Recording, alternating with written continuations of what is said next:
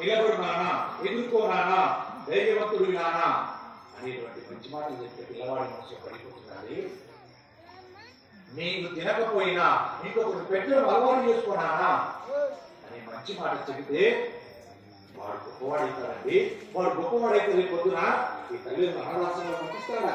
పంపించడు, హక్కున తెలుసుకుంటాడు. కాబట్టి పిల్లలకు తండ్రి మీద కూడా శత్రుత్వం వస్తుంది.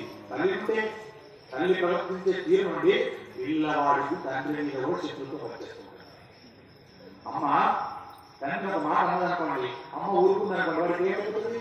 ఓ మా నాన్న అలా మాట కళ్ళు ఒకసారి హెచ్చరించిందనుకోండి, లేదా నాన్న ఎలా నిలబడుతున్నారు అలా ఆలోచన తప్పగా గ్రహించిందనుకోండి, మరొకసారి అనుకుంటా అలా లేడు.